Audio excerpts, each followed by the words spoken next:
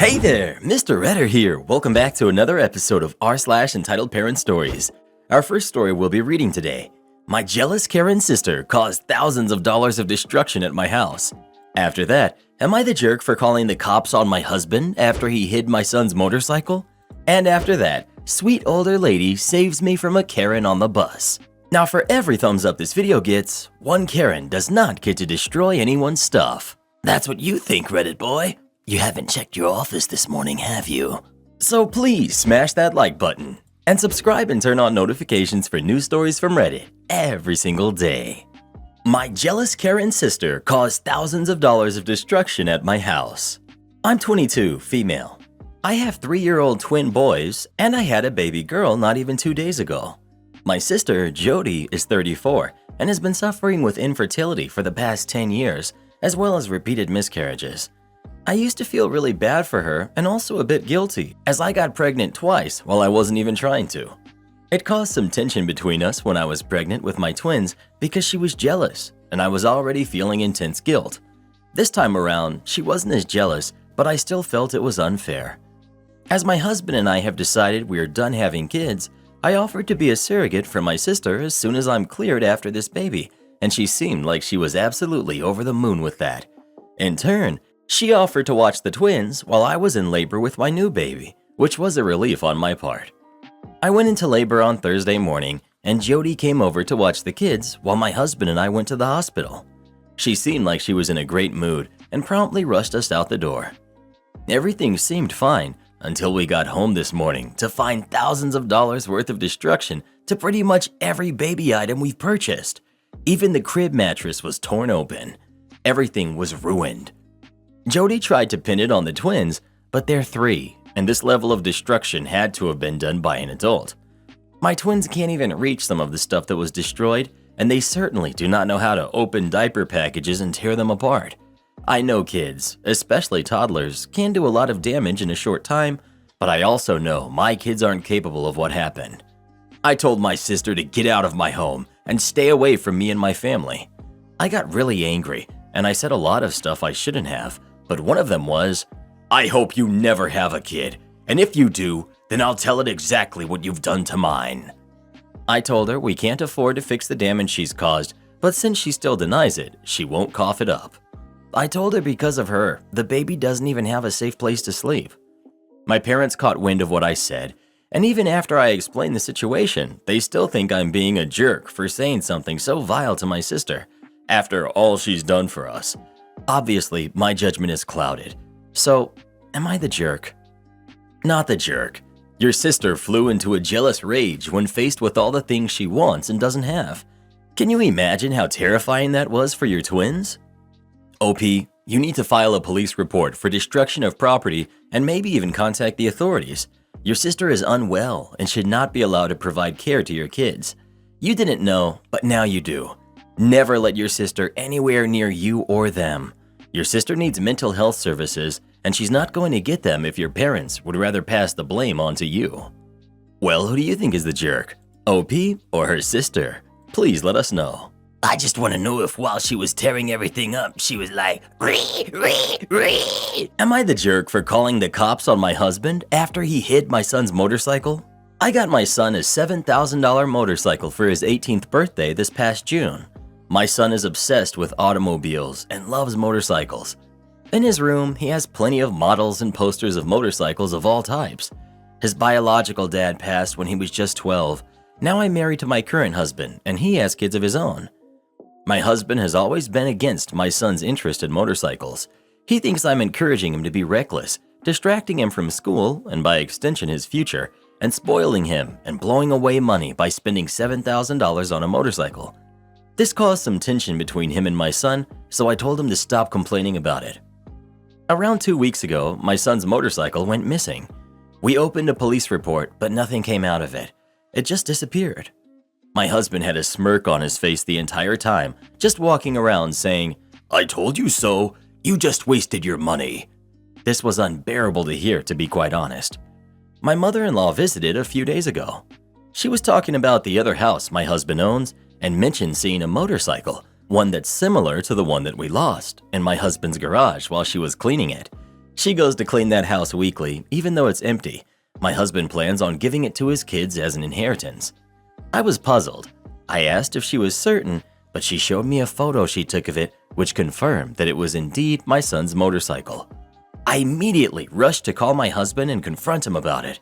He admitted that he took and hid the motorcycle in his garage as a last resort after me and his stepson kept brushing him and his thoughts off about the $7,000 being spent on something unnecessary and that could cause issues. I blew up at him, demanding he return it.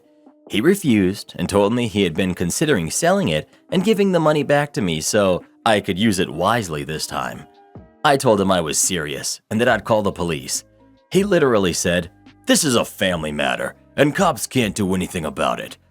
I'd had enough, so I called the cops as soon as I ended the call with them. The motorcycle was found and returned, but my husband had to be taken in since there was an open file about the motorcycle going missing. He was let go eventually, but he was livid with me. He came home yelling about how awful what I did was and how crazy my behavior was. I refused to engage in the argument, but he told his entire family about it, and they judged me for calling the police on my own husband, even though I already asked him to return it. He said he was just looking out for my son and that one day we'll realize that he was right, but only when it's too late. My son isn't speaking to me or my husband. I feel horrible about the whole situation, and I'm starting to think I handled this the wrong way. Not the jerk. The debate about whether a motorcycle is a good gift for an 18-year-old is irrelevant, completely red herring. Ignore any responses based on this. Your husband stole an item and he hid it, then allowed you to go to the police about it, smugly knowing they wouldn't turn up anything, and lied to you either overtly or by omission about it. When confronted, he doubled down. No remorse, no contrition. You were right to call him out. You were right to involve the police when he threatened to sell it against your wishes. And my recommendation would be to begin divorce proceedings because this man does not have any respect for you whatsoever. He's already proven he will commit crimes and file false police reports in order to get his way. He's a walking rotten tomato. My mom was married to a walking rotten tomato when I was a kid and a teen who, among many other things, took the cell phone I paid for when I was in high school and purposely broke it because, "This is my house and I don't like your attitude." My mom just stood by and defended him like she always did. He comes off as a holier-than-thou, "I'm right and you're wrong" type that my ex-stepfather was. He's probably been the jerk to his stepson for years. He committed a crime, lied about it, let everyone believe and worry that it was stolen, admits he was going to commit a second crime had his mother not alerted OP that he had the motorcycle, and then he has the audacity to act like he's the victim and the wrong party here, because he just can't stand not being right about and or controlling everything and everybody. He's mad because he got caught and thinks his being right and his perceived right to control his stepson's hobbies because he's the one that's right justify theft, manipulation, and lying. I don't blame OP's son for being done with the both of them. Well, who do you think is the jerk? OP or her husband? Please let us know. Sweet older lady saves me from a Karen on the bus. My bus was delayed by 5 hours at a long-distance terminal in the middle of nowhere in rural Florida. I, a short, husky, white teen, was dressed in a black button-up, red tie, and black pants with my eyeliner and mascara from the Rocky Horror Show I had attended before traveling, probably looking a bit worse for wear. I was sitting for a decent while when I noticed that an older, probably late 60s or early 70s, lady was trying to do something on a self-service kiosk and muttering to herself in Spanish.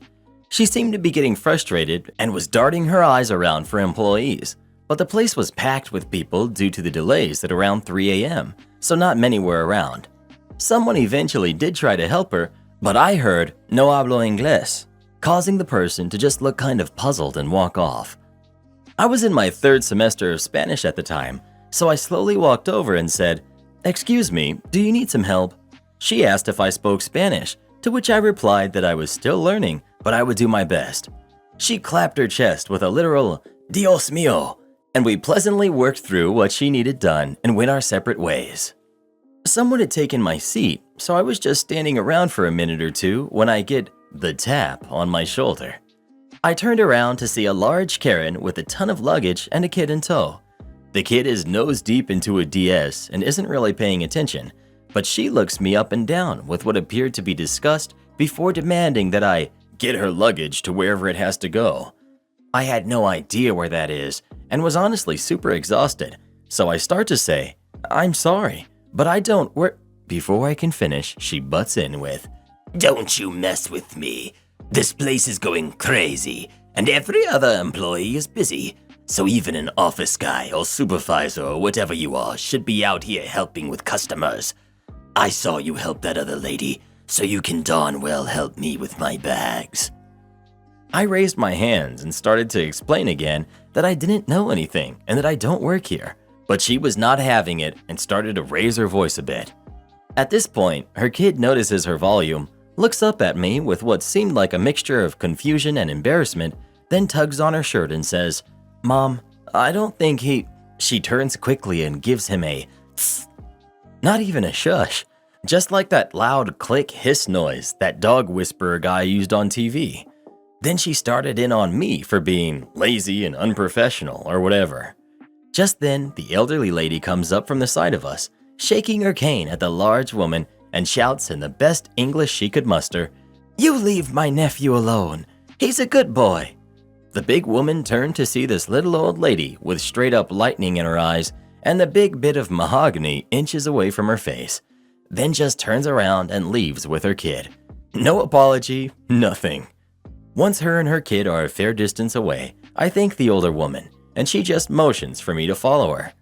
We go outside to a bench by the entrance, and she offers me a cigarette as she lights one up. I say, "No thank you." She then pulls a thermos out of her purse and offers me some coffee. I once again say, "No thank you," but she pours it anyway and comments about how the coffee here is so terrible. Turns out she was visiting from Guatemala to see her son, who works with a company that imports, blends, and roasts Guatemalan coffee. We're both coffee snobs, so we just sit and chat about coffee, our families, and why on earth I'm dressed like I am until her bus is called to board. I, of course, offer to help with her luggage, but she says she only has the one small bag and is fine with carrying it. Definitely an interesting capstone to a very interesting weekend. Anger management therapist throws temper tantrum over $2 or $3. I thought this couple would be my last table. It was late and the rest of the section had emptied. But then I was told I'd be getting a 12 to 14 top, and then another. My section was the only place to put them, so much for going home. The couple seemed to be done, so I wanted to get them paid and off my mind. After they declined dessert, I dropped their check off and resumed setting up for my 2 large parties. As I'm stressfully trying to get things moving with one of the parties, the guy from the couple is waving me over to their table. "Please don't order anything else, just pay and leave." He's irate and starts arguing with me over the price of their drinks. One of them is discounted because it's on the late night happy hour menu, but the other is not. I tried explaining this to him, but he keeps insisting that if I've discounted one, then I should discount the other. I don't discount the drinks myself. The prices are set in the computer. He's getting more and more annoyed as he's flipping through our drink menu, intent on finding something to support his argument. He turns to the page with a list of drinks that have late-night discounts, and I immediately point to that page. "Here, this lists which drinks are..." He slams the menu closed on my finger and continues ranting, now about how I should have told him that one of their drinks wasn't discounted, even though they never asked about happy hour discounts. At this point, I've had enough. I had already pulled my finger out of the menu he slammed closed, and I said, "I'm going to find a manager to explain it to you," then turned and walked towards the kitchen. He hollered, "Where are you going? Why are you walking away?" Dude, I just told you that I was going to get a manager to explain it to you.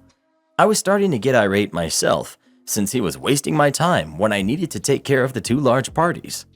I explained to my manager that he was crying about not getting a happy hour discount on a non-happy hour drink, that he just wanted to argue with me, and then when I pointed at the page with the list of happy hour drinks, he slammed the book closed on my finger. Oh, and he yelled, "Where are you going?" after I told him I was going to get a manager.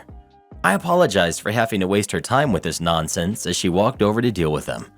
He told my manager that I lost my temper with him and that his girlfriend/date went to wait in the car because she was scared. Scared? He added that he's a therapist, that his office was just up the street, and that she should consider sending me to him for some mandatory counseling. No, I did not lose my temper. And your date did not leave because she was scared. She left because your little temper tantrum over the price of a drink, maybe a $2 or $3 difference, was embarrassing her. After he left, did he leave her his business card, or did I just remember his name from his credit card? We looked up his business and got a huge laugh out of it. It didn't list his qualifications, even if he has any, and most of his Google and Yelp reviews trashed him.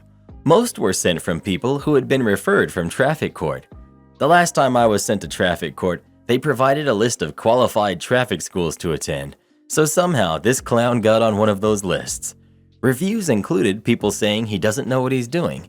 He often tells people they have to pay cash because the credit card reader is down that day, i.e. tax fraud. He's not paying taxes on that day's income. And he makes people write positive reviews about what they've learned and accomplished in exchange for their completion documents. What a joke. Am I the jerk for making my stepdaughter feel bad for eating all of my snacks and drinks? My stepdaughter is 10.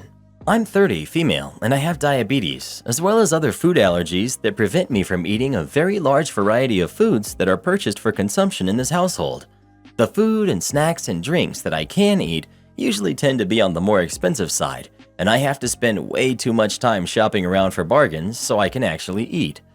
My stepdaughter is fully aware that these are the only things I can eat, and we had no problems up until roughly 6 months ago. I've been in her life for 8 years, so yes, this is a new behavior. So my favorite food and drink is burritos and Diet Sprite. I can't have either of them due to my allergies, and it took me forever to find a brand that I could actually have. But due to the fact that both of these products are way too expensive, $19 for an 8-pack of burritos and $12 for a 6-pack of the Sprite knockoff, I don't get them often at all. Maybe once every 3 months or so. I caught my stepdaughter eating and drinking both of them multiple times and had to sit her down and tell her that I don't want her eating those, as they were expensive and for me specifically, and I offered to buy her the regular brand of the same items. She said yes, so I went out and bought them for her, just to find that she was still eating mine and not even touching hers. I asked her why several times, and she shrugged her shoulders and walks off or says, "I don't see why it's a big deal, it's just food," and rolls her eyes. So I told my husband to do something about it, because he knows my dietary restrictions very well and knows how important not only that is, but also how much I love those specific items and can't have them often. He speaks to her, everything after that seems fine. However, I just bought the burritos and knockoff organic Sprite again yesterday. I went to go get myself some around 10 p.m. when my stepdaughter was supposed to be in bed. The entire liter was gone.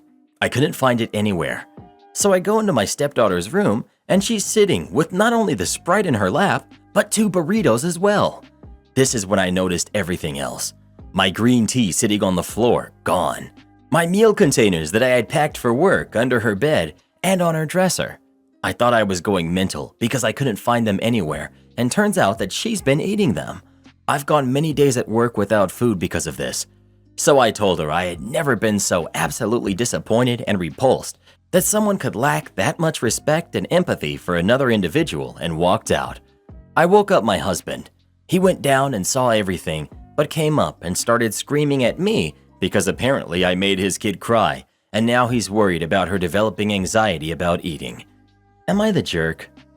Not the jerk, but this is family therapy time, not am I the jerk time. Something is up with a 10-year-old hoarding food, especially just your food. No need to put up with it, but sounds like you need a therapist to work with her. 100%. Something more is going on here and the internet can't parse it. Get her individual and family therapy. Am I the jerk for giving my stepdaughter the best room out of all of our kids? My husband, 43 male, and I, 38 female, are moving into our dream house. We have 4 kids. My stepdaughter, Ella, who's 16, our daughter, Jane, who's 11, our son, Sam, who's 9, and our daughter, Luna, who's 6. It's a 6-bedroom home with a master, our bedroom of course, 2 rooms with attached bathrooms, and 3 normal bedrooms. The plan was for one of the rooms with the bathroom attached to be a guest room and the other to be Ella's room. Jane, Sam, and Luna would each get one of the normal rooms. We told the kids to decide their room themes or decor styles so that we could decorate them and move in. Jane was under the impression that she and Ella would be getting the 2 rooms with the bathrooms. We let her know one of those would be the guest room, and since Ella is the oldest, she deserves the other one so she can have the privacy and space that she needs. Jane thinks this is unfair. She tried to convince us to give her the guest bedroom, but we feel that guests should have the comfort of their own bathroom. There's also a bathroom right by Jane's room that will be hers that she can decorate however she wants to, and it can be her own bathroom. It's just not attached. Sam and Luna will share a bathroom. She then brought up that Ella is only here every other week, so the room is just sitting there for days at a time.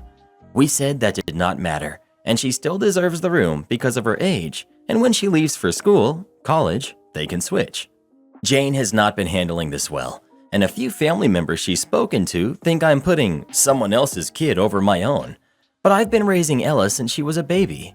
Jane has struggled with some jealousy over Ella's 2 birthday parties and some other things she gets double of. Her mom is high conflict, so we all have minimal contact with her and do things separately. I'm torn. Jane and Ella usually get along great, and her jealousy hasn't gotten this bad before. Are we handling this all wrong? Am I the jerk? Edit. To clarify, Jane still has her own bathroom and she can decorate it however she wants to, that no one else will be using, it's just not attached to her room. Her issue is she wants it to be attached to her room. She still has a walk-in closet and lots of space. Her bathroom is right next to her room and nobody else will use it. The 2 younger kids will have to share a bathroom. Ella leaves for college in less than 2 years and will then switch rooms with Jane. She will have her own room with an attached bathroom when she's 13, just in time for her teenage years. We do have guests often, especially in the summer. That's not super rare and hypothetical. Info. We have guests often, including their grandparents who have a hard time getting around sometimes. They come by pretty frequently to hang out with the kids and take care of the younger kids. Edit 2. Jane is also 11. She does not need an en-suite bathroom more than an adult guest. I do not want to raise brats and feel that if she cannot accept a private bathroom that's not attached to her room for 2 years until her sister moves out, maybe she doesn't deserve the en-suite in the first place. But I do agree with some people under here who have stated it's more than the room, and I have addressed that with her and put her in therapy to work through her blended family feelings. She loves Ella. They get along great. She just gets jealous sometimes because Ella gets 2 birthdays, 2 celebration dinners if she achieves something, 2 Christmases, etc. We try to do extra things with her to balance it out, but there's still a level of understanding she's going to have that'll come with maturing. That Ella's life is a lot more complicated, and she deals with a lot when it comes to her mother and living split between 2 homes. The double celebrations are one perk to a tough, messy situation for Ella. I'm absolutely mind-boggled by the number of people upset that the oldest kid gets the better room. That's the way my family and every family's home I've ever visited sets things up. Then when the oldest kid leaves, the next oldest gets the room. That's perfectly fair, and it's disgusting the number of people who are saying the 16-year-old doesn't deserve the big room because she's not related to OP by blood. This is a fair system, not the jerk. Well, what do you think? Would you handle the situation the same way OP is or not? Please let us know. Never give in to the demands of brats. That's how you create Karens. My entitled mother showed her real self, and now no one loves her anymore. Now, you all know from my last post that my mother tried to act like she's in charge of my life and also acted like my house was hers to give away. Well, that ended very badly for both her and my spoiled sister because I threatened to expose them. And that whole incident inspired me to get cameras for my house inside and outside. My dad was old school. He didn't care for cameras at home. Heck, he didn't even care for TV, save some occasional movie. He mostly enjoyed his scotch with a cigarette and a good book. But now I own this house, and cameras were a very needed upgrade. And just in case, my girlfriend and I didn't tell anybody outside of our close friend circle about them. And those that do know were sworn to secrecy and kept their word. A couple of weeks had gone by without any word from my mother or sister, other than what I was seeing on my sister's social media. She was constantly complaining about having to live in our mother's basement, and I'm pretty sure she was making our mother miserable for it. But what came next surprised me. I got a frantic phone call from my sister saying that her boyfriend was questioning whether or not he was the father of her pregnancy, and he was threatening to leave without a paternity test. My sister swore up and down to me that she's always been faithful to him. I admit, I believed there was a chance she could be lying, because our mother's own past affair made our father question our paternity as well. But I suggested they get the DNA test done. But my sister just babbled about how they don't have a lot of money. I offered to pay for it so long as she didn't come to me asking for money or favors often. She quickly agreed. I arranged for the test and even shelled out extra to make sure we got the results ASAP, but it would still take a few days. I hadn't yet met my sister's boyfriend, but when I did, I started to understand a bit more. He's half Hispanic, and my mother, though not open about it, is not okay with this. It's something she got from my grandparents, sadly. I decided to try and talk to the guy and took him out for a beer, and while at the pub, he spilled his guts to me. He said that my mother had been whispering in his ear about how my sister is just like her, and she had cheated before, so my sister might have as well. This made him have doubts that grew every day, and he said he wasn't sure my sister didn't cheat or get pregnant on purpose to try and baby trap him so she won't have to work anymore than she already does with her little part-time online sales job. Sadly, I knew he was probably right about the latter. But other than that, he's described her as a completely different person when she's not around our mother. But ever since they've been living in Mom's basement, she's become more and more like a child. After what I saw at my house, I wholeheartedly believed him. So I asked if he suggested she get therapy. He admitted he's wanted to, but didn't have the money, and had been walking on eggshells around her and our mother for a while, so he never talked about it. Well, I guess that made some brotherly instincts I didn't know I still had kick in, because I started to realize if I was going to have a niece or a nephew, I couldn't let them live with or be raised by my mother. So I did the only thing I could think to do.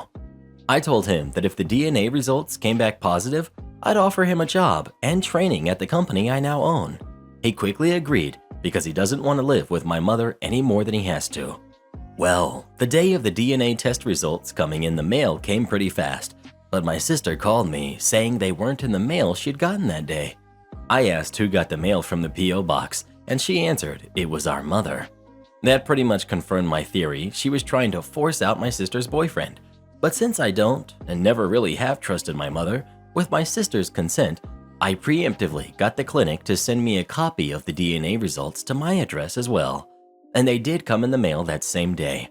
I called my mother and asked if she had taken the DNA test results. The following conversation is more or less what I recall since it wasn't recorded. Me: hello, Mom. I heard that Sis's DNA test didn't come in the mail today. Mom: Oh, yes, but it could be here soon. Me: did you take it? I know it arrived today as I paid to have it set as priority mail. What? How dare you accuse me of such a thing? I would never. Me: okay then, I guess I'll just bring over the backup copy that was sent to me. Mom: Backup copy? Me: yeah, I had one sent to me as well the same day since I paid for it. Sis gave her okay and everything. I guess I'll just call her then and we'll meet up. Mom: Wait, that's not Click. I hung up the phone and called my sister right away. I picked up my sister and her boyfriend from my mother's house and drove to a local diner restaurant. And there we opened the envelope together. Sure enough, the test results were positive. My sister's boyfriend was so happy that he actually asked her if she would marry him, and she said yes, like a half dozen times. The little vindictive part of me was just waiting to see my mother's face when she got the news. But what happened next honestly shocked me. When I took my sister back home, her and boyfriend's stuff was in the process of being put out onto the lawn by a few men we didn't recognize. My sister froze with a look on her face I'd never seen before. Our mother came huffing outside in a rage while holding the DNA test results she claimed never arrived and began verbally losing it on my sister. How could you make a baby with him? I thought your dating him was just a stupid phase, but now you're gonna have a baby and marry him? I would have been sort of okay with having his little jerk around if you weren't raising it in my home and he wasn't around anymore. Sister: But Mommy, No buts, young lady. I demand you not have that baby or leave my house at once. Then she turned to me while snapping her fingers and said, And you. I hope you're proud of yourself. I tried to make this family normal, but you wouldn't do as I say, like a good son should. And now all of my plans are ruined. You're all a bunch of blanks. Meanwhile, my sister was on her knees in the grass and holding her belly crying, "I can't! I can't!" My mother then actually grabbed her and was poised ready to take a swing at her. But one good glare from me and she froze in place and then rigidly lowered her arm. So she just let out a loud growl and stormed back into her house screaming, "She's your problem now, Craggle. I no longer have any kids." That night, I put up my sister and her boyfriend in a hotel until a friend of my lawyer that works in real estate helped arrange an apartment for them ASAP. And like I promised, I gave my sister's boyfriend a job. He's new and pretty much starting at the bottom rung, but he's a quick learner. It'll take a while, but I'll get him into a good position, and he's very happy to work for me. My sister is now in therapy, paid for by my company's insurance, and has already started to act more mature than I've ever seen her. She stopped referring to our mother as mommy and has even started talking about her the way I do. She came to me recently and said she's working harder now and told me I was right about her being a spoiled mooch, and she's gonna work hard to be a good mother and a provider for her kid. Her therapist seems to really be doing a great job. As for my mother, well, she actually drove up to my house in broad daylight when no one was home and broke several of my front windows with large rocks she had in a metal bucket. And the rocks had bad words written all over them. But thanks to those cameras I put in, she was caught pretty easily. I had the footage in the police hands that same day. I didn't bother to ask for repayment for the damages she caused. The windows were old anyway, and it just gave me an excuse to remodel. But I did press charges and even got a restraining order. She's not allowed within 500 feet of me or my property. She also took quite the downfall online, as I had a dash cam in my car that picked up everything my mother said and did that evening she kicked my sister out. And this time, I did show it to the rest of the family. And my sister also told pretty much the same story on her Facebook that pretty much destroyed my mother's remaining image to her side of the family. So she's not really speaking much to any of them anymore. My mother didn't lose her job or anything because I didn't go that far. She's not set to retire for another decade or so, but some of her more petty relatives started submitting fake bad reviews for her Airbnb, and now she's probably losing customers. I've heard from one of the few relatives she's still talking to that she's pretty much depressed and looks like a shell of her former self now. Edit. Thank you all for the awards, kind strangers. I thank you from the bottom of my heart, and my sister does as well. Support our channel by joining as a member today, and we'll give you a shout out in our next video. Or come watch this video next. You won't believe what Karen does in that one.